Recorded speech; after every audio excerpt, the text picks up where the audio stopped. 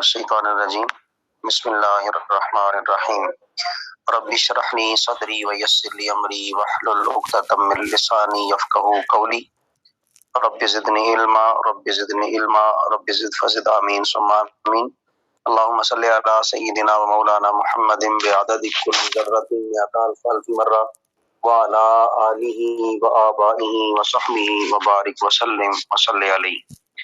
अस्सलामु अलैकुम व रहमतुल्लाहि व बरकातुहू। अल्लाह ताला के फजलो एहसान से आज हम एक और बाब का आगाज करने जा रहे हैं। ये बाब हमारी इबादत के साथ ताल्लुक रखता है और ये बाब बहुत सारे मसाइल को अपने अंदर समेटे हुए है। इसको पढ़ने के बाद इंशाअल्लाह हमें बहुत सारी चीज़ों का अंदाज़ा होगा कि हम कहाँ पर गलती करते हैं, इबादत में कौन कौन सी चीज़ें हैं, किस किस तरह करनी चाहिए, ये सारी चीज़ें इंशाअल्लाह हम सीखेंगे। तो इस बाब का नाम है सिफातुस सलात, यानी बाबो सिफातिस सलात। अगर अकेले पढ़ेंगे तो सिफातुस सलात पढ़ेंगे और अगर बाब के साथ पढ़ेंगे बाबो सिफातिस सलाती, नमाज की सिफत का बाब, यानी नमाज के तरीके का बाब या नमाज के पढ़ने के तरीके के बारे में बयान। तो यहाँ पर नमाज के हवाले से जिक्र किया जाएगा, यानी सिफत का यहाँ पे माना है नमाज के अंदर खुशू पैदा करना, नमाज के अंदर खुजू पैदा करना, यानी खुशू व खुजू नमाज पढ़ने का जो असल तरीका है उसका बयान किया जाएगा कि कैसी पढ़नी चाहिए। तो अल्लाह और अल्लाह के रसूल का नाम लेते हुए हम आगाज करते हैं। अल फस्लुल अव्वल, पहली फसल है और पहली फसल में जो पहली रिवायत सिफतुस सलात के हवाले से जिक्र की गई वो हजरत अबू हुरैरा से पर भी है। अन अबी हुरैरा रदी अल्लाह ताला अन्हु, हजरत अबू हुरैरा रदी अल्लाह ताला अन्हु आप बयान फरमाते हैं अन्ना रजुलन, अब अन के बाद जिक्र किया गया इस वजह से अन्ना पढ़ा गया, दरमियाने कलाम में आ रहा है। अगर काला होता तो इन्ना पढ़ा जाता, अब यहाँ पर अन की वजह से इसको अन्ना पढ़ा गया क्योंकि ये दरमियान में आ रहा है। अन अबी हुरैरा रदी अल्लाह ताला अन्हु अन्ना रजुलन, बेशक एक आदमी दाखला दाखिल हुआ अल मस्जिदा, मस्जिद में, एक आदमी मस्जिद में दाखिल हुआ। व रसूलुल्लाह सल्लल्लाहु अलैहि वसल्लम, और अल्लाह के रसूल सल्लल्लाहु अलैहि वसल्लम जालिसुन, तशरीफ फरमा थे, बैठे हुए थे। फी नाहियतिल मस्जिद, नाहिया कहते हैं जानिब को, तरफ को। फी नाहियतिल मस्जिद, मस्जिद की एक तरफ, मस्जिद के एक जानिब आप तशरीफ फरमा थे। फसल्ला, उस आदमी ने आकर नमाज पढ़ी। वो नमाज कौन सी थी? वो तहियतुल मस्जिद था, यानी उन्होंने मस्जिद में आने के लिए दो नफल जो है वो पढ़े। फसल्ला, नमाज पढ़ी। सुम्मा, फिर जा, वो हाजिर हुए, नबी पाक की बारगाह में आए। सुम्मा जा, वो हाजिर हुए।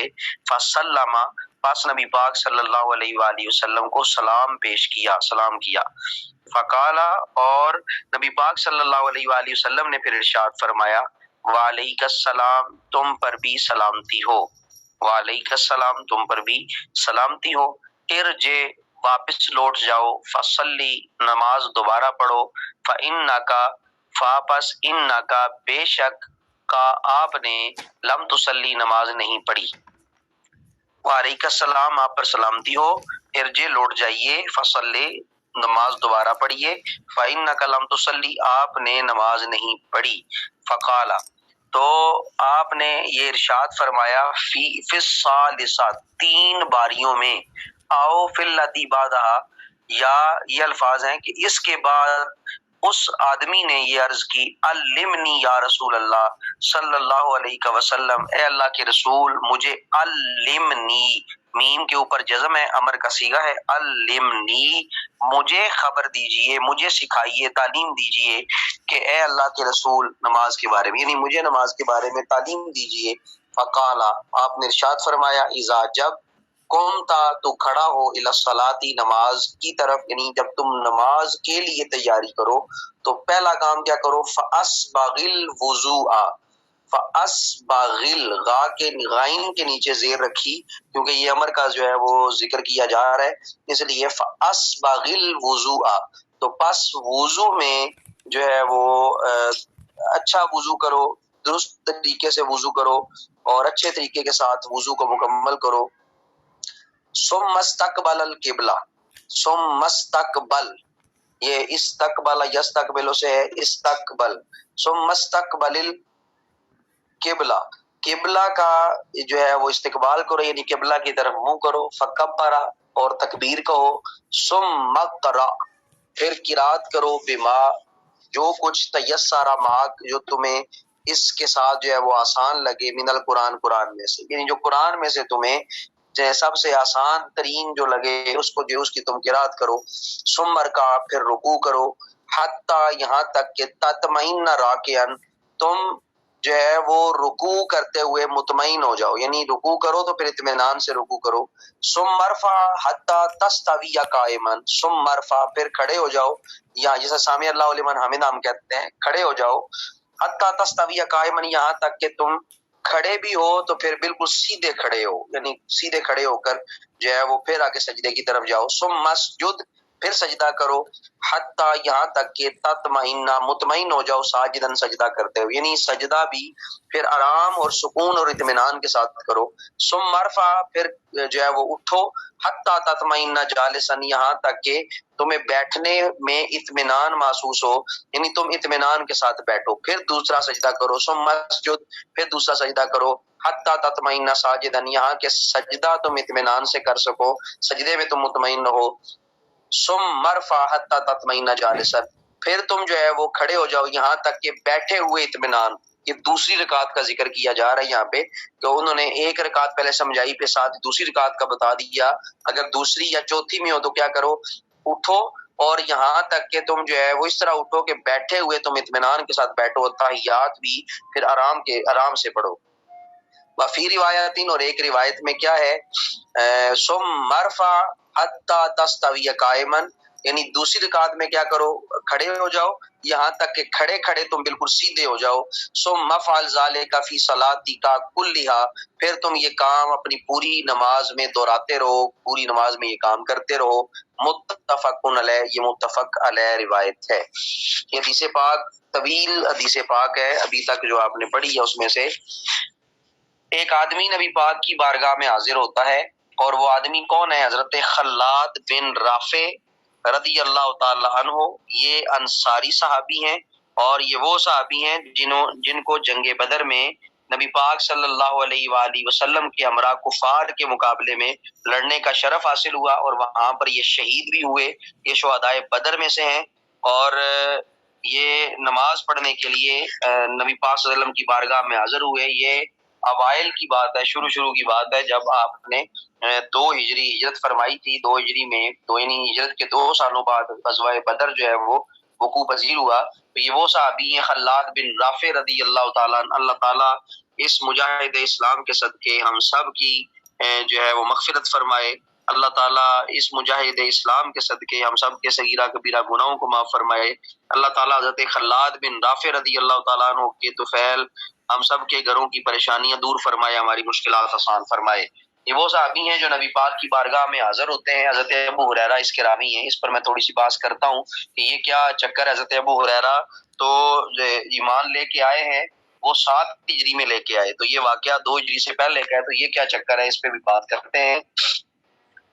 ایک آدمی نبی پاک کی بارگاہ میں حاضر ہوتا ہے، کس طرح کہ مسجد میں داخل ہوئے، نبی پاک صلی اللہ علیہ وآلہ وسلم مسجد کی ایک طرف بیٹھے ہوئے تھے، فصلی ثم جاء فسلم علیہ نماز پڑھی، نبی پاک کی بارگاہ میں حاضر ہوئے، سلام پیش کیا، اور فقال له رسول اللہ صلی اللہ علیہ وسلم نبی پاک صلی اللہ علیہ وسلم نے ارشاد فرمایا آپ پر سلامتی ہو، ارجع لوٹ جائیے، آپ لوٹیے، فصلی فإنک لم تصلی نماز پڑھیے، آپ نے نماز نہیں پڑھی، فراجع فصلی پھر وہ لوٹے، نماز دوبارہ پڑھی، پھر آئے، فسلم پھر سلام کیا، فقال وعلیک السلام تم پر سلامتی ہو، ارجع لوٹ جاؤ، فصلی نماز پڑھو، فإنک لم تصلی تم نے ابھی نماز نہیں پڑھی، یعنی یہ 3 دفعہ واقعہ ہوا، اور جب تیسری باری آئی تو عرض کرنے لگے علمنی یا رسول اللہ، مجھے آپ علم دیجئے، مجھے سکھائیے نماز کیسے پڑھی جاتی ہے۔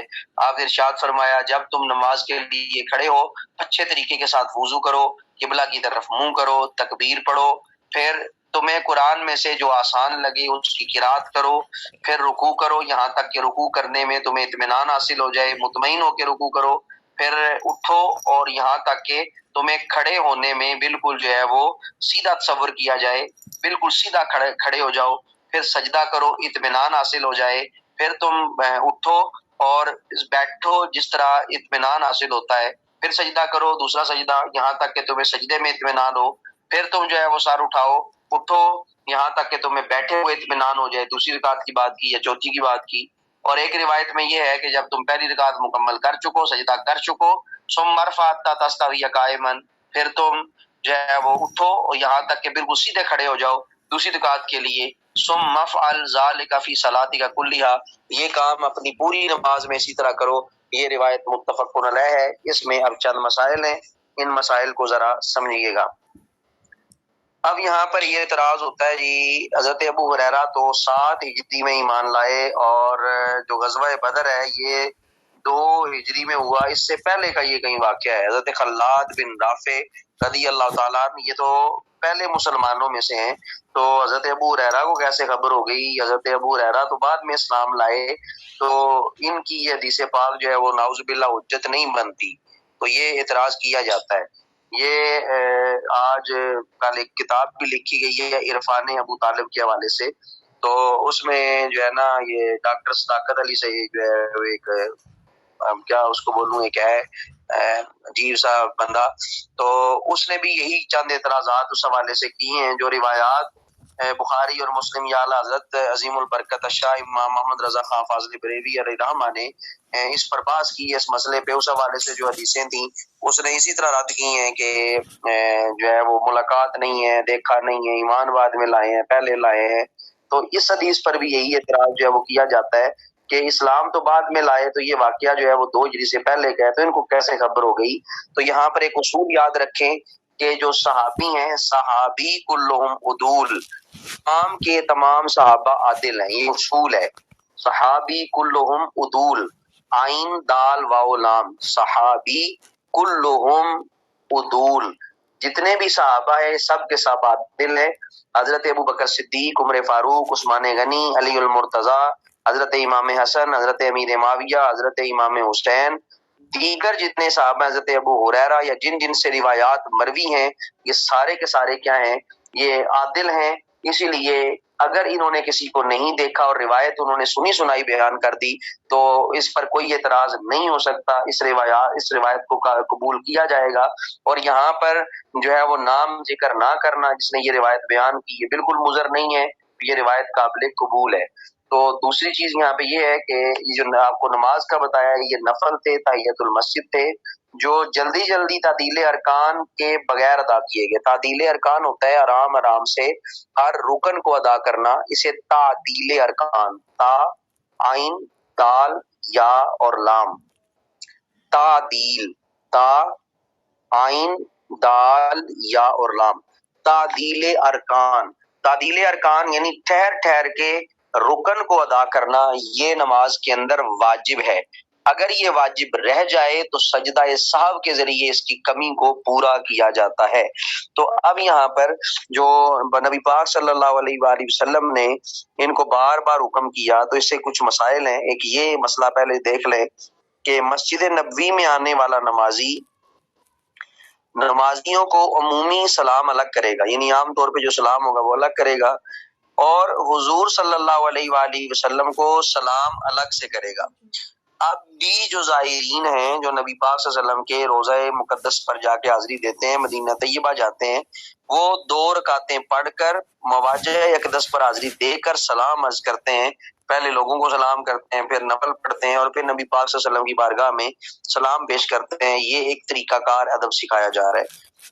और अब यहाँ पर दूसरा ये कि सलामुन अलैकुम भी कह सकते हैं, यानी जिस तरह हम कहते हैं वालेकुमुस्सलाम, इसकी जगह पे आप अलैकस्सलाम भी कह सकते हैं, इसमें कोई अर्ज नहीं है, अलैकस्सलाम भी कहना दुरुस्त है। ये दूसरा मसला यहाँ से निकलता है।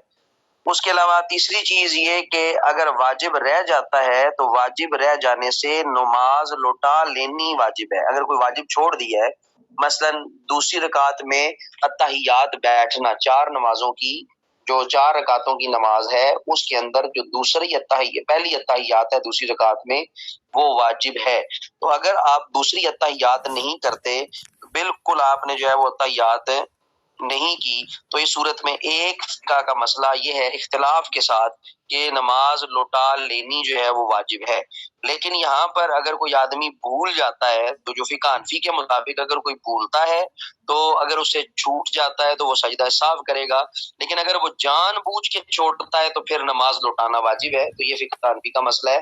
ویسے یہاں پہ یہ ذکر کیا گیا اگر ویسے واجب رہ گیا تو نماز لوٹانی ہے، لیکن اصل جو فقہ حنفی کا مسئلہ ہے وہ یہ ہے اگر وہ بھول گئے اسے یاد ہی نہیں رہا تو اب جو ہے وہ سجدہ سہو کرے گا، اگر اسے جان بوجھ کے یاد چھوڑی ہے تو اس کا لوٹانا واجب ہے۔ اب چوتھا یہاں پر ایک مسئلہ یہ بنا کہ نماز میں جو تعدیل ارکان ہیں یعنی اطمینان کے ساتھ ارکان کو ادا کرنا یہ واجب ہے، کیونکہ یہ جو بزرگ تشریف لائے تھے حضرت خلاد بن رافع رضی اللہ تعالیٰ انہوں نے جلدی جلدی نماز پڑھی، جلدی جلدی نماز ادا کی، اسی لیے آقا نے دوبارہ نماز پڑھنے کا حکم دیا، اور بار بار آپ نے اس لیے حکم دیا تاکہ ان کو یہ یاد رہے، مشقت کریں گے تو یہ چیز ان کو یاد رہے گی، یہ مسئلہ ان کو یاد رہے گا۔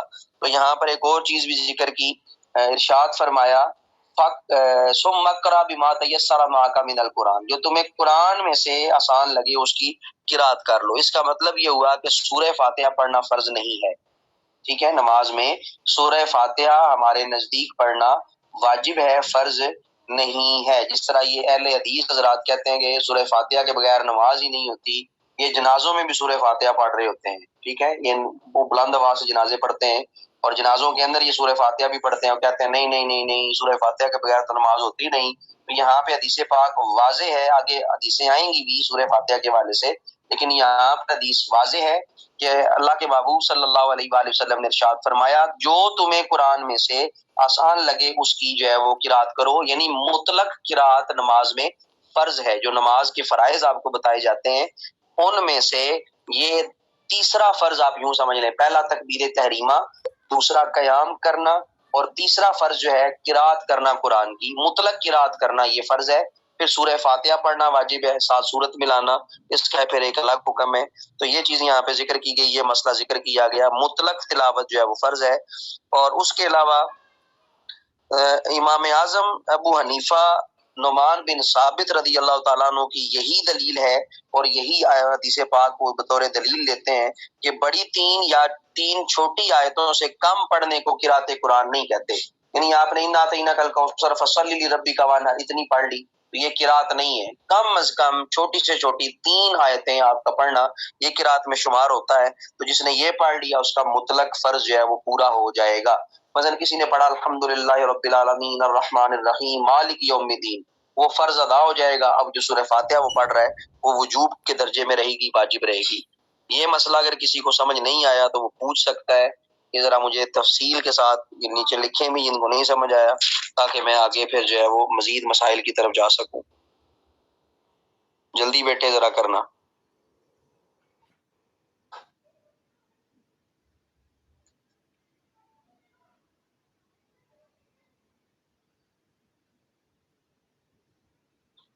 سب کو کلیئر ہے؟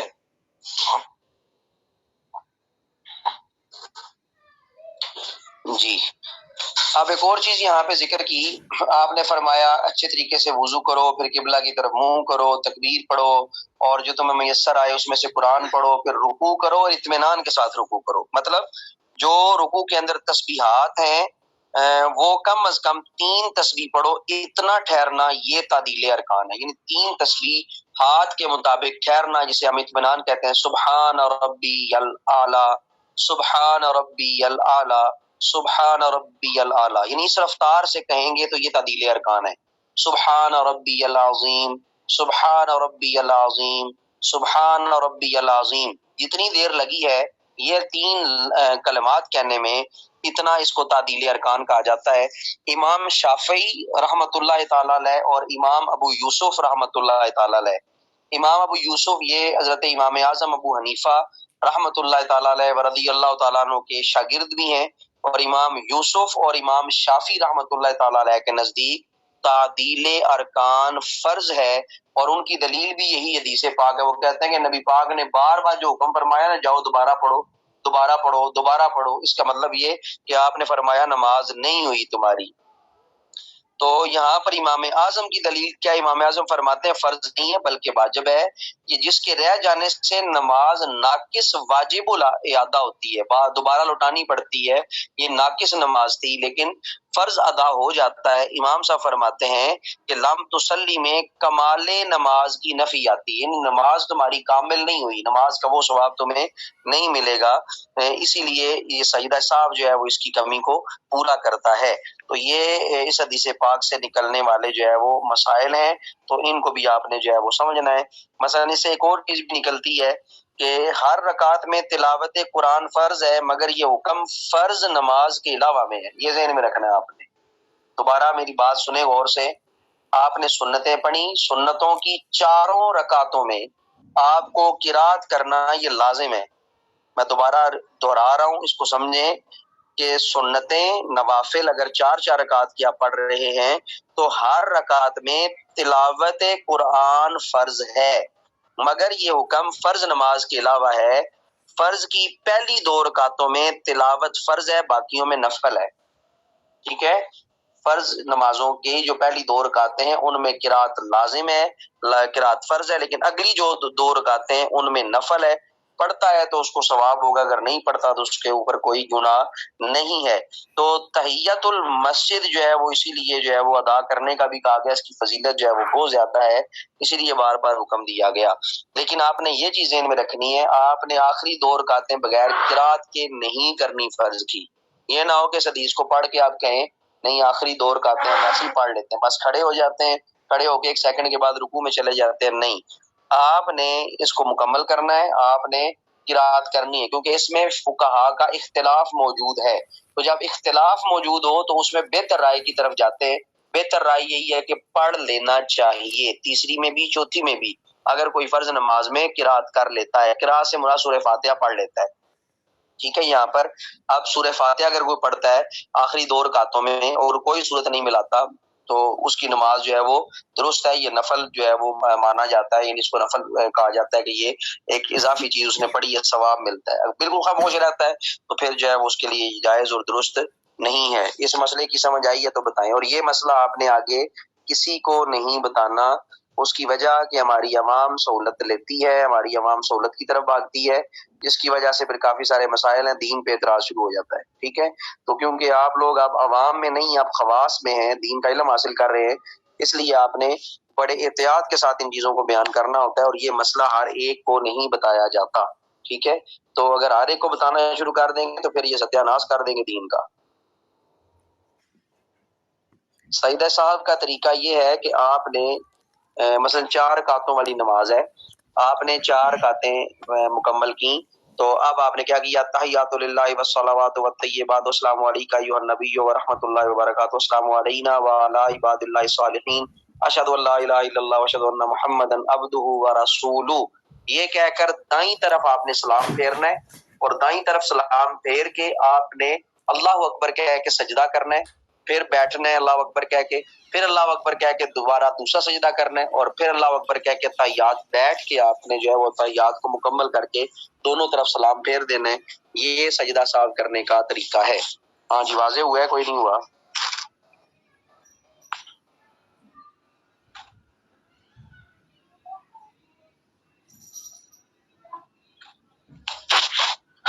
جی آگے بڑھتے ہیں۔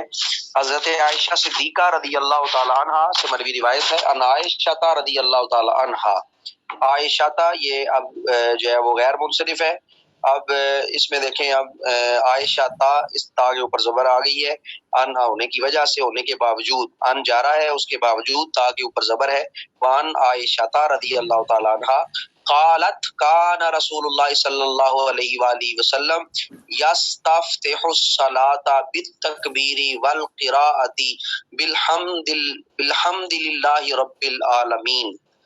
کان رسول اللہ صلی اللہ علیہ وسلم، نبی پاک صلی اللہ علیہ وآلہ وسلم تھے، یستفتح افتتاح فرماتے تھے، یعنی نبی پاک صلی اللہ علیہ وآلہ وسلم آغاز فرماتے تھے الصلاۃ نماز کا، بالتکبیر تکبیر کے ساتھ، یعنی اللہ اکبر کہتے تھے، والقراءۃ بالحمد للہ رب العالمین، اور قرات کرتے تھے، قرات کی تا کے نیچے زیر ہے، بالحمدی کی دال کے نیچے زیر ہے با کی وجہ سے، بالحمدی للہ رب العالمین، اور قرات کا آغاز کرتے تھے الحمدللہ رب العالمین کے ساتھ۔ وکانا اور تھے اذا رکع جب رکوع کرتے، لم یشخص، را پر غور کرے، لم یشخص بلند نہیں کرتے تھے، یعنی تشخیص نہیں کرواتے تھے، واضح نہیں کرتے تھے، بلند نہیں کرتے تھے، راسہ اپنے سر کو، ولم یصوبہ، یصوبہ، اب یہاں پہ با کے اوپر جزم آئے گی لام کی وجہ سے،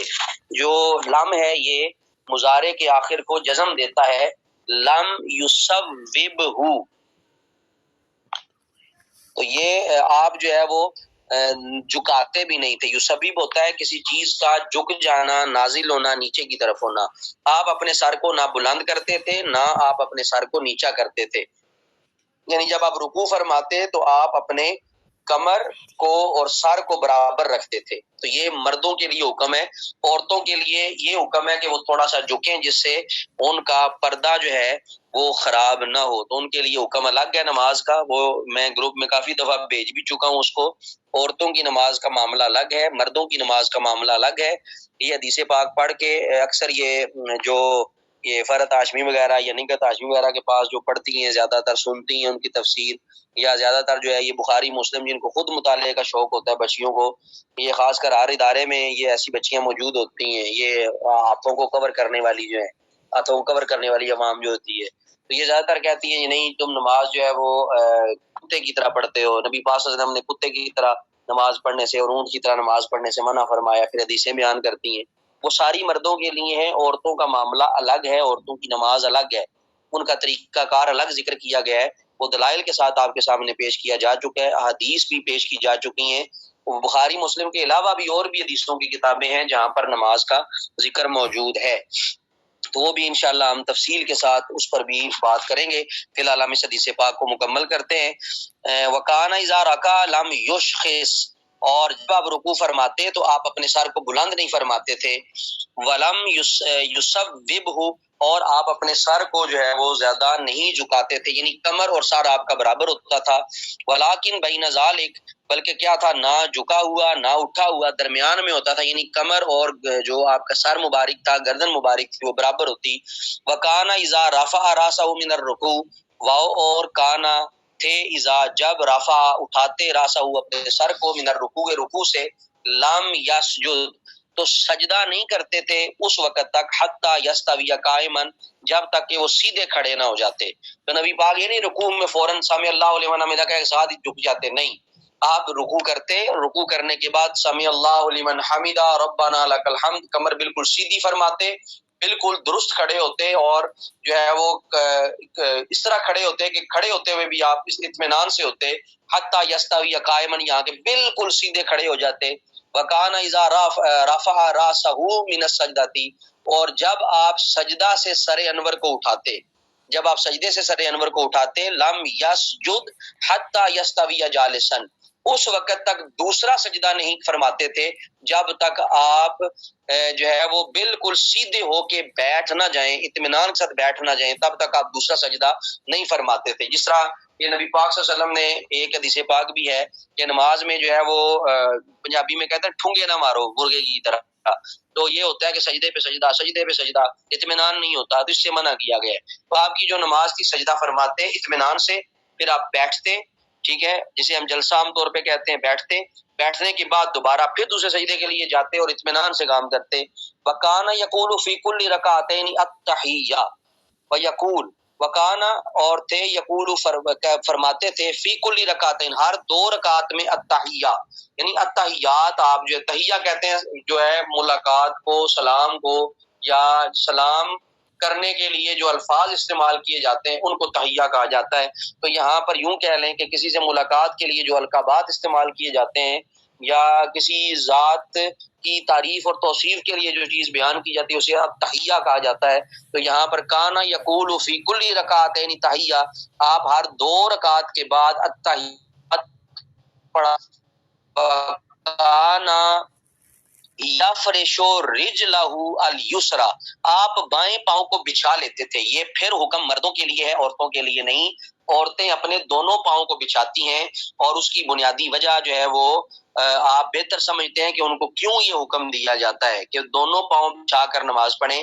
مردوں کے لیے حکم یہ ہے کہ وہ بایاں پاؤں بچھاتے ہیں، وَيَنْصِبُ رِجْلَهُ الْيُمْنَى، اور وہ اپنا دایاں پاؤں کھڑا رکھتے ہیں، دایاں پاؤں کو کھڑا کر دیتے ہیں، انگلیاں جو ہیں وہ زمین پہ رکھتے ہیں، اور جو ہے وہ دائیں پاؤں کی اوپر کی طرف یعنی آسمان کی طرف ہوتی ہیں۔ وَيَنْصِبُ رِجْلَهُ الْيُمْنَى، دایاں پاؤں وہ اٹھا کے رکھتے ہیں، نصب کر کے رکھتے ہیں، گاڑ کے رکھتے ہیں۔ وَكَانَ يَنْهَى عَنْ عُقْبَةِ الشَّيْطَانِ، اور نبی پاک صلی اللہ علیہ وآلہ وسلم نے شیطان کے عقبہ سے منع فرمایا۔ اب یہاں پر جو شیطان کا عقبہ ہے، اس سے کیا مراد ہے، اس کو ذرا سمجھیں۔ عقبہ کہتے ہیں عام طور پہ بیٹھک کو، یعنی شیطان کی طرح بیٹھنے سے منع فرمایا۔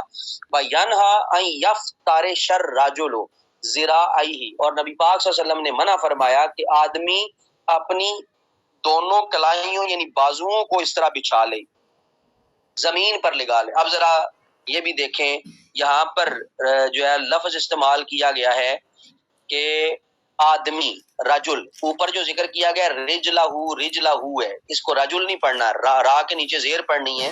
یفرش رجلہ الیسرا وینصب رجلہ الیمنی وکان ینہا عن عقبۃ الشیطان وینہا ان یفترش الرجل ذراعیہ، آدمی اپنی کلائیاں یوں زمین پر ایسے جوڑ کے رکھے، یعنی زمین کے ساتھ اپنی کونیاں پوری بازو جو ہے وہ اس طرح بچھا لے۔ تو اس سے منع کیا گیا۔ یہاں پہ رجل کا لفظ موجود ہے، آدمی مرد کا، تو رجل میں عورت شامل نہیں ہے، تو اس کا مطلب عورت کی نماز الگ ہے۔ عورت جو ہے وہ بازو پھیلا کے کر سکتی ہے، اور انہوں نے ذکر کیا ذراع افتراش السبع، جس طرح یہ چیرنے پھاڑنے والے درندے جو بیٹھتے ہیں اس طرح جو ہے وہ نہ کرے، یعنی درندوں کی طرح کونیاں بچھا کر نماز مرد نہ پڑھے۔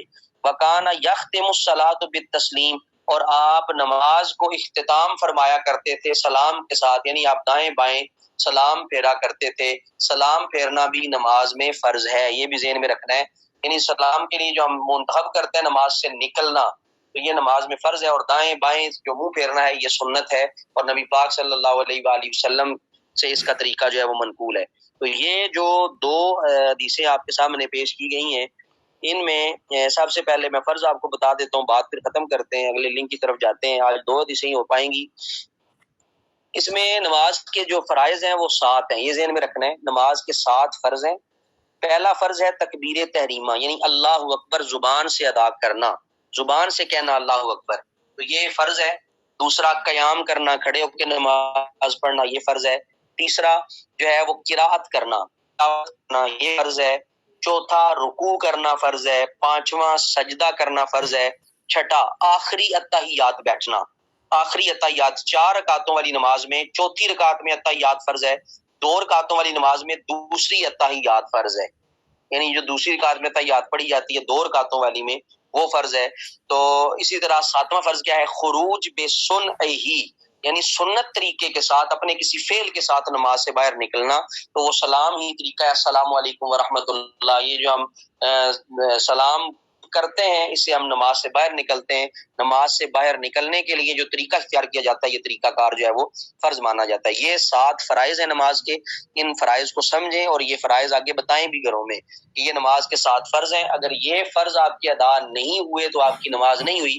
جس طرح اکثر عورتوں کو عادت ہوتی ہے فرض نماز سنت نماز بیٹھ کے پڑھنا، نفل کا معاملہ الگ ہے، سنت اکثر وہ بیٹھ کے پڑھتی ہیں یا فرض نماز اکثر بیٹھ کے پڑھتی ہیں، انہیں یہ بتائیں ہلکی پھلکی تکلیف میں یہ قطعاً جائز اور درست نہیں ہے کہ بیٹھ کے نماز پڑھی جائے۔ کھڑے ہو کے نماز پڑھنا، اور وہاں تک کھڑے ہونے کی استطاعت ہے کہ اگر آدمی 1 سیکنڈ کے لیے کھڑا ہونے کی استطاعت رکھتا ہے تب بھی وہ کھڑے ہو کے نماز پڑھے، کھڑے ہو کے اس نے جو ہے وہ کرنا ہے سارا معاملہ، تو اگر 1 سیکنڈ وہ کھڑا ہو سکتا ہے تب بھی اس کے لیے 1 سیکنڈ کھڑا ہونا ضروری ہے۔